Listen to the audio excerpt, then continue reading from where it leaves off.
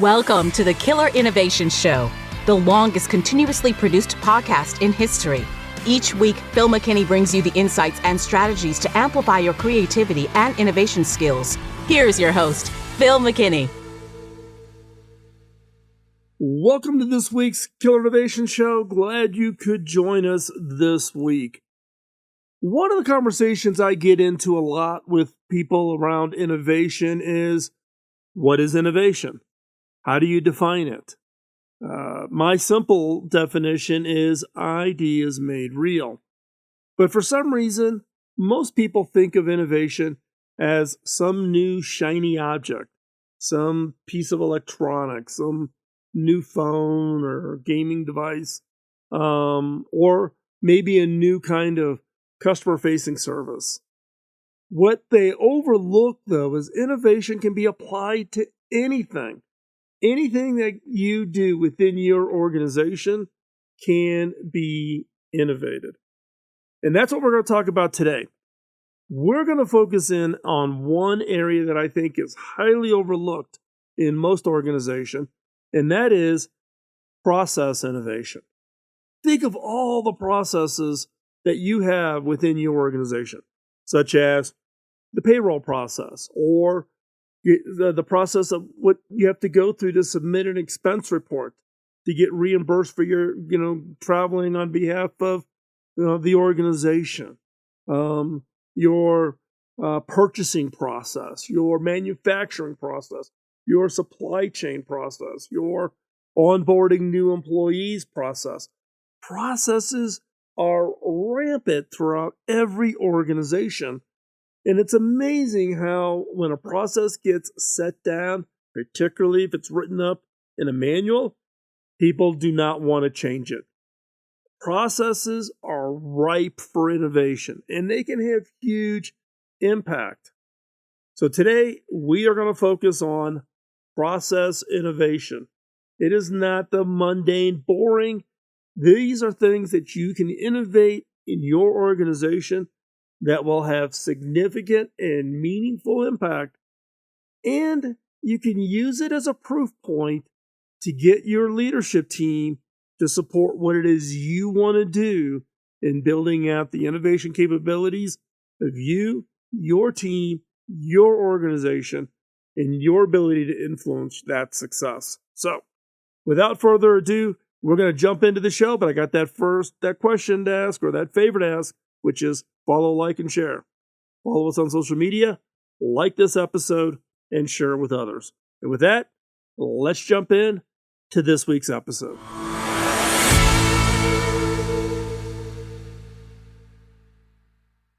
The world is constantly changing, and with it, the definition of what it means to be innovative. It is difficult to stand out from the pack in a society that is just constantly inundated with new technologies and new ideas and new ways of doing things. Most people think innovation as a breakthrough product or some kind of radical service idea, or maybe even a business model innovation. Most innovators overlook what some think of as mundane innovations, such as incremental innovations and business process management. But it is this type of innovation that can have a much greater impact in the long term and on society. So what is process innovation? Process innovation is the implementation of a new or significantly improved process in order to achieve a tangible set of outcomes. A process is a set of coordinated activities that use resources to transform inputs into outputs. These processes are often referred to as business processes.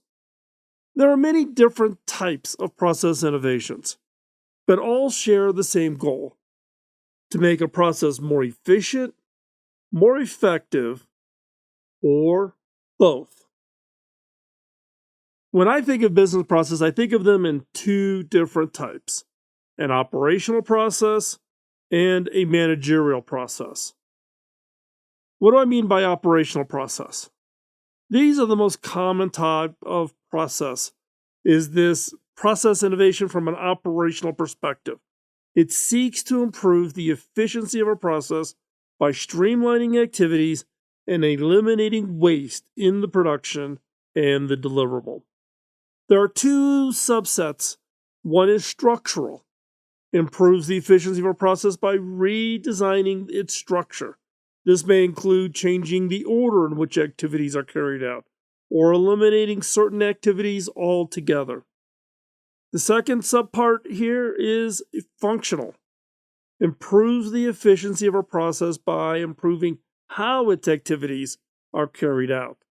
This may involve developing new methods or technologies to effectively carry out. So again, an operational process, it is all about improving the efficiency of a process by streamlining its activities. And there are two types. There are structural, changing the order of the process, or functional, changing how a function within the process changes. Now, let's talk about the second type, managerial process. The managerial process seeks to improve the effectiveness of a process by improving coordination in decision making. And again, there's two subtypes. There's strategic and there's tactical. Strategic improves the effectiveness of a process by redesigning its structure. This may include changing the order. It may include eliminating. It may include the overall processes of how do you think about strategically about assembling the right steps in the process. And tactical, it's about improving coordination and decision making. How do you then work better together? How do you think about the process of improving that overall effectiveness of coordination? Particularly, this plays out in very complex processes where multiple steps have to be closely synchronized and closely coordinated. Now, when it comes to process innovation, why is it just so hard to improve it? In order to be successful, businesses must constantly improve their processes. Most businesses, or I shouldn't say most, but some businesses, once they think they've designed the process, they lock in on it. They never want to change it. They want to do it in the same way. So changing it could be very difficult. But that also is why innovation can play such a significant improvement. Be willing to look at it and change the process, and using the innovation tools we have in our toolbox, we can have a radical and significant impact. But let's talk about the barriers you're going to run into. There are many factors that make it hard for a business to innovate its processes. And the number one issue is it involves change. Most people are just resistant to change, especially if they feel like they're doing just fine with the way things are. In order to successfully implement a business process innovation, you need to overcome this resistance. You need to get people on board with a new way of doing things. You also need to make sure that the change is implemented gradually. Don't try to be too radical. Do it gradually so that people have time to adjust to the new way of doing things.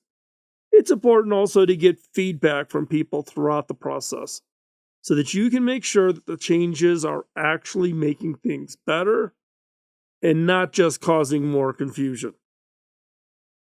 Another barrier is it's hard to understand the process. You also need to clearly understand the current process and what needs to be changed. And this can be difficult to do if you are not intimately familiar with the process. And even if you are, it's hard to identify inefficiencies and bottlenecks that can be improved. One way to better understand the process you want to innovate is to break it down to its individual components. This can help you see where and how the process can be improved.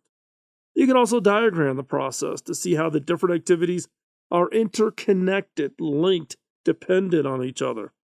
You can also try to carry out the process in a different order to see if it makes it efficient. You can do experiments.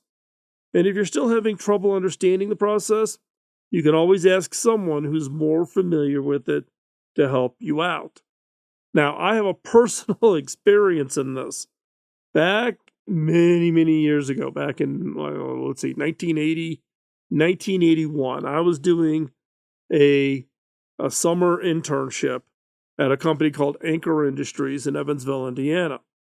And at that time, I was still studying architecture. I had not moved over to change my degree focus to computer software.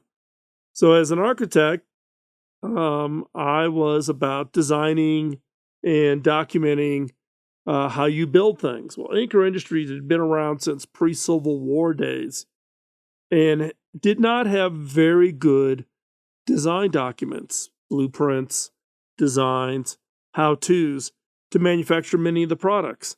Many of the employees that work at Anchor are second, third, and even fourth generation employees. And they just simply pass down the knowledge of how to do a Barnum and Bailey circus tent and how to do this particular thing for this client. It was almost oral storytelling was the whole history. My job was to come in and document. I had no familiarity with the process. I wasn't about improving the process. I was just trying to understand the process. And I had no background in making canvas products. And Anchor Industries is one of the largest manufacturers of canvas products. They make everything from large circus tents to all of the canvas products you see at Walt Disney World to the tarps you see on the back of semi-tractor trailers going down the road to pool covers and everything in between. So I had to get in and understand the process. This point here about you could always talk to somebody who's more familiar to help you out was key for me to understand the process. You have to be willing to ask. And in this case, we're talking about expertise and experiences going back, to the 1850s, 1860s. And how do you go back and reverse engineer all of that? You can't. You have to ask somebody. Ask the experts. They will help you understand the process. And you can't innovate, change, or improve the process without understanding the process. Number 3, another reason why it's so hard to change processes, it is hard to secure execution support. You need to plan for how you're going to implement the new process. The change management of innovating a process is almost as important as innovating the process itself. This includes having the right resources in place and making sure that everybody involved knows what they need to do. Without a well thought out plan, it will be difficult to successfully implement any form of improvement, any attempt to innovate the business processes. And once you have a plan and the necessary buy-in, then you can begin implementing the change. Start by gradually rolling it out to avoid too much disruption. You don't want to put the entire organization into a pause mode, freaking out while you're trying to implement the change. And again, be sure to get feedback. Be open to criticism. Be open to issues and be willing to change. But also at the same time, don't give in. People will be resistant to this change. You have to persevere. So, what are some examples of business processes that have been implemented quite successfully and that totally revolutionized how businesses operated, how they actually did things? The first one I want to talk about is Toyota's just-in-time manufacturing system. This system dates back to the early 1970s. At that time, Toyota was struggling with high levels of inventory and extreme waste of materials in their supply chain. To address these issues, the company began exploring new manufacturing methods, including just-in-time. Just-in-time involves developing direct relationships with part suppliers and then having just enough parts on hand to meet the production needs with no excess inventory. This helps reduce waste and cost while still ensuring that the production process can meet the customer demand. Taiichi Oni, an engineer at the company, initially developed the Toyota just-in-time system. Oni-san drew inspiration from supermarket shelves, which are stocked with just enough items to meet customer demand with no excess, no waste. And he adapted this concept to Toyota's manufacturing business process, and the just-in-time system was born to create simplified vehicle assembly. Now, since its inception, Toyota's just-in-time system has been constantly refined and constantly innovated. Today, it is widely regarded as one of the most effective manufacturing processes in the world. Just-in-time has helped Toyota create product innovation that makes it one of the most successful automakers in history and has influenced manufacturing processes around the world. The second example, Ford assembly line. I am a big Ford fan. I will tell you that right out of the gate. My uncle owned Lincoln and Ford dealerships, and I think in my entire life, I've ever owned one vehicle that was not a Ford. Now, Ford's assembly line is another example of innovating the business process. The Ford assembly line was created by Henry Ford and introduced in 1913. It is one of the most important inventions in modern history because it increased production efficiency and allowed for assembly line mass production. The system also helped to reduce the cost of manufacturing cars, making them far more affordable for the average consumer. In order to meet the demand for his Model T Fords, Henry Ford needed to mass produce them quickly and efficiently. He came up with an innovative idea of moving the assembly line, where each worker would be responsible for one specific task. The worker would then move down the line as the car progressed through various stages of vehicle assembly. The system increased efficiency and allowed for mass production. It also helped reduce the cost. And that reduction in cost and what Henry Ford was willing to pay as an average salary and the 40-hour work week, which came from Henry Ford, transformed society. It transformed the middle class. The establishment of not only a salary that was a livable wage, but the cost of goods and the radical reduction of that cost set the target and the bar for all kinds of goods that would be using these kinds of assembly lines to deliver such great efficiency. The third example is the lean startup process. The lean startup process was developed by Steve Blank and Eric Ries. And it's a business process for rapidly prototyping and testing new business ideas. Now, I'm a big Eric Ries fan. I think, the work that was done in the original Lean Startup has been transformative. I've had Eric speak at events that I've hosted. And if you have not read the book, read the book. Now, the Lean Startup is focused on helping. It started off with just being startups, but it actually has a much broader context. But it's about reducing waste and cost while still ensuring that they're able to test and validate the innovation ideas that you're trying to develop. Lean Startup has become one of the most popular methods for launching new business models. If you're innovating a business model, look at using Lean Startups in the Lean Startup Canvas approach to testing and validating the idea.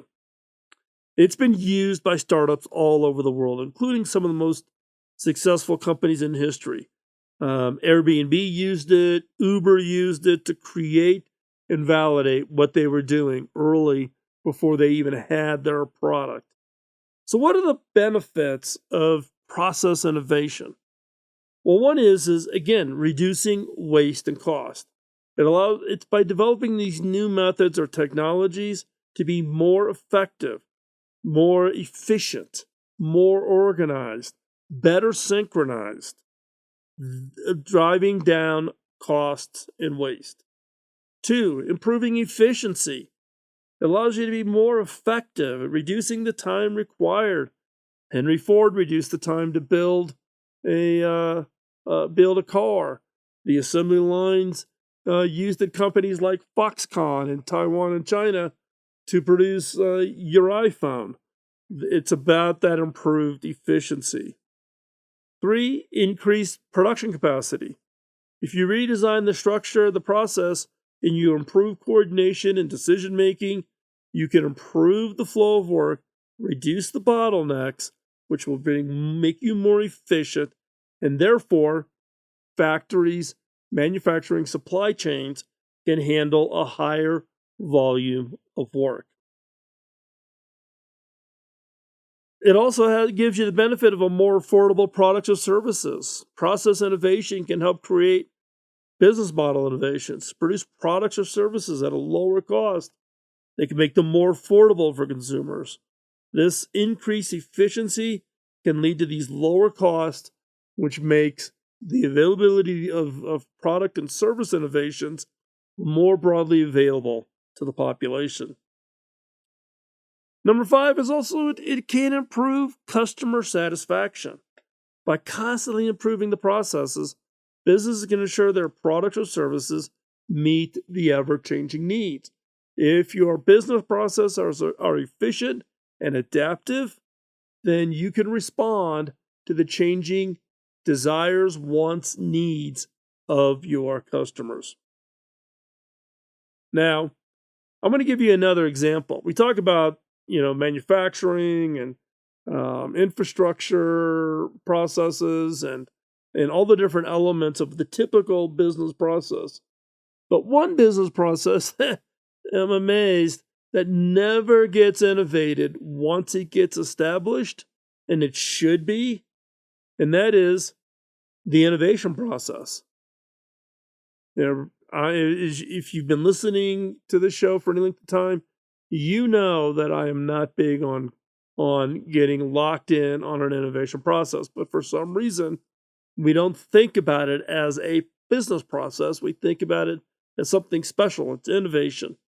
But constantly be looking at the innovation process. Think of it as just like any other business process. Can you make it more efficient? Can you organize it? Can you do better coordination, better collaboration? Right? We should always look for ways to improve the process. And again, that includes the innovation process. This process should constantly be refined and improved in order to ensure that businesses can bring product innovations and service innovations to the market in a timely and efficient way. Now, there are a number of ways that businesses can innovate their innovation process in order to make it more effective. One way is to increase the amount of collaboration. Collaboration is the one of those areas that tends to be a huge bottleneck when it comes to the innovation process. Focus on that. That's a starting point. Think about that, drive that.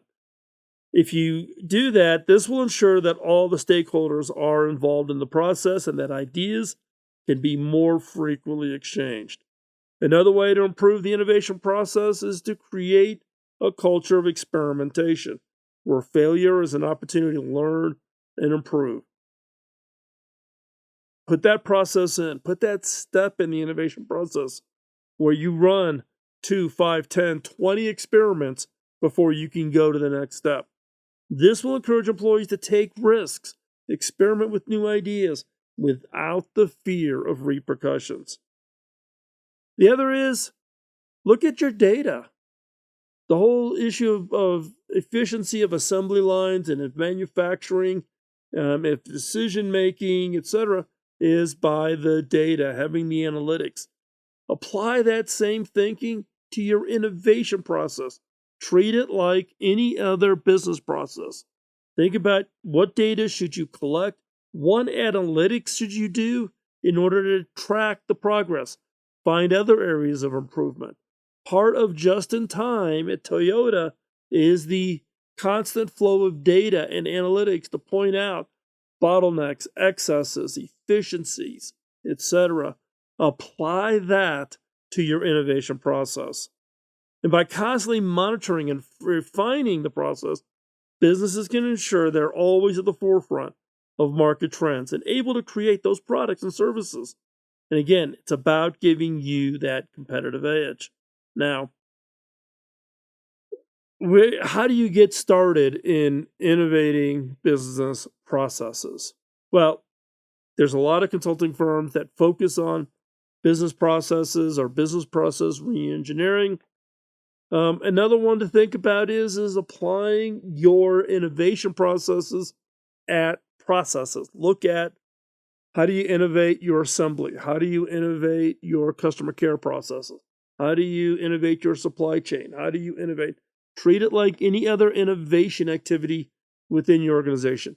And if you need help in that, work with an innovation agency. Go find an innovation agency that has the expertise and experiences in looking at business processes.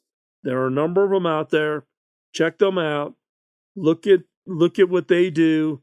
Have a conversation with them and see if maybe innovating your business processes could be that secret weapon that just opens up an opportunity that you had just never, ever considered.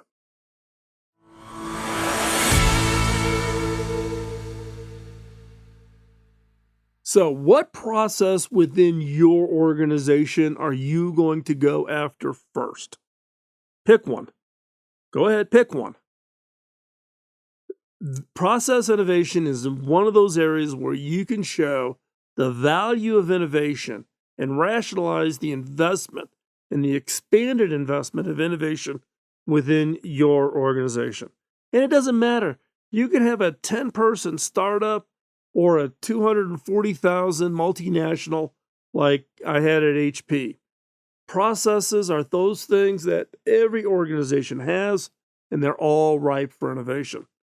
Years ago, I had an executive assistant who went through a course that I teach, the Innovation Bootcamp course. It's a 5-day course. It's really intense. I only teach it twice a year. I have to build up for it. I got to go to the gym and work out. But after the course, she came to me and she goes, "Okay, what do I do? I want to do something. I don't build laptops. I'm not an engineer, but I want to take what I learned in the boot camp and do something." So I tasked her to take a look at the processes, all the things she does, daily, weekly, monthly, and where would there be a way to improve the efficiency. And you know what? She went after the expense report process. Expense reports, right? She spent a lot of time doing expense reports. Mine, my staffs on my teams, all of those, right? And so she went after it. Now, typically, the expense report to fill out the spreadsheet, fill out the form, make sure you had your receipts, blah, blah, blah, blah, blah, all these things would take about 40 minutes, 35 to 40 minutes. She clocked people. She would sit there and watch them, see how long it took them to do it. She was a little bit more efficient. She could do it in about 30, 35 minutes, but it still took a fair amount of time tracking down the paper, receipts, blah, blah, blah, blah, blah. And so she went after this, worked with the finance department, worked with legal department, and she got the expense reporting process at HP down, call it 40 minutes, down to 12 minutes. 12 minutes. So we're talking 22 minutes savings. 22 minutes of savings. Think about 22 minutes of savings times how many employees, 240,000, times how many employees travel and how often do they travel, right? So you're talking 22 minutes times a couple million trips, 2, 3, 4, 5, 8 million trips a year. Think about the labor cost, that savings done from just taking 22 minutes out of how long it took to do an expense report. What process in your organization could you innovate? It's those types of activities that you can get in there, show your power of innovation, and have a radical impact on your organization that will elevate the importance and the support for innovation with your leadership. As we wrap up this week's show, again, thank you for taking the time to join us. Looking forward to your feedback. Feel free to drop me a note. You can always use the form over at killerinnovations.com, or you can just drop me an email, phil@killerinnovations.com.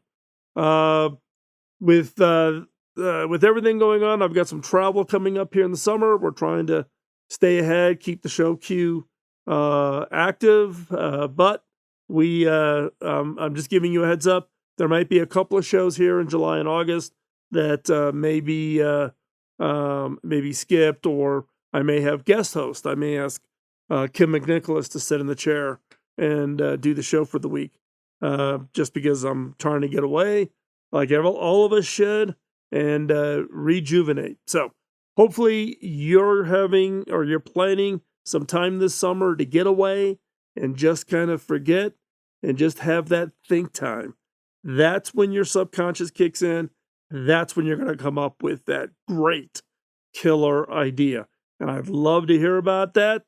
If you've got something that you're excited about, let me know. Love to hear about it. And with that, thank you for taking time out of this week's show, and we'll talk to you real soon. Bye-bye. Podcasting nonstop since 2005, this has been the Killer Innovation Show on the Innovators Network.